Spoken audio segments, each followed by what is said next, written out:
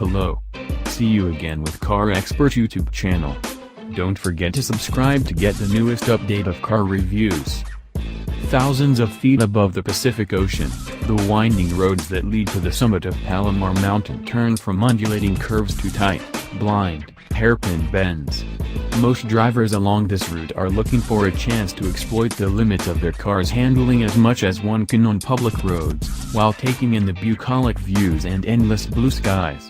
Up here, taking the thrilling curves at high speed is best left for drivers of performance cars who have platinum health insurance, lest the possibility of rolling a vertical mile toward Hellhole Canyon Preserve, we are not making this up, is not a deterrent.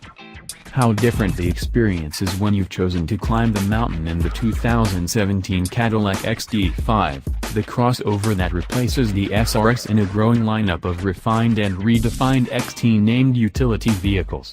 An instant reminder that this SUV is not a Lotus comes as we enter a corner with a smidgen too much gusto, the tires begin to claw for traction, and the seatbelts tighten with the grip of sudden death. A quick tap of the brakes releases the belts, but not before a bead of sweat forms on the forehead. The overwhelming feeling is one of being unsure if this exercise is out of the XT5's comfort zone, despite Cadillac's goal of hitting the high-achieving sweet spot of the sport luxury crossover segment.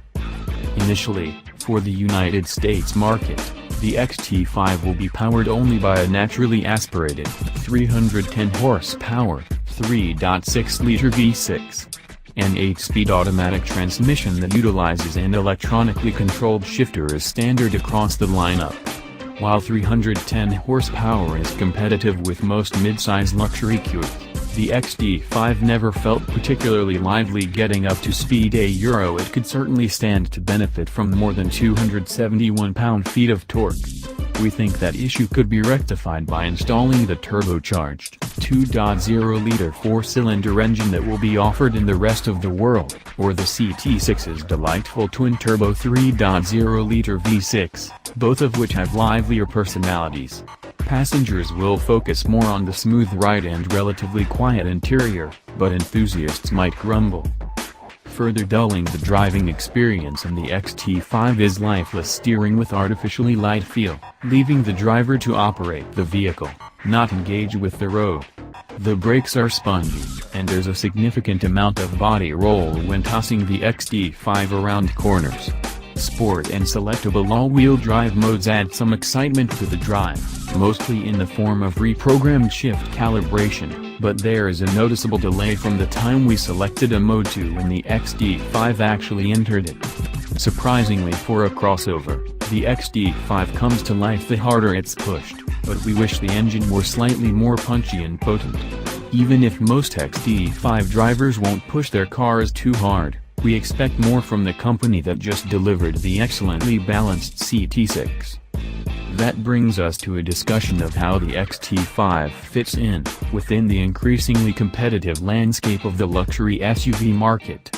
In terms of driving dynamics and intended audience, it skews away from the likes of the Audi Q5, BMW X3, and Mercedes-Benz GLC, and shoots directly at the Lincoln MKX and Lexus RX 350.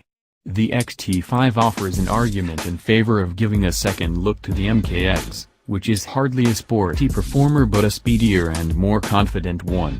In terms of content, from active cruise control and active safety kit, to luxury items like the camera-based rear-view mirror, the XT5 is the better-equipped choice. When we finally descended from Palomar Mountain, and took the highway back to ritzy Orange County, where SRXs roam the streets like a local, indigenous species, we were confident in our verdict. The XT5 picks up where the SRX left off, daring prudently where it counts. It is a fashionable, capable follow-up to the SRX, and in its native environment parking lots of Highland stores and in highway traffic it could be another winner.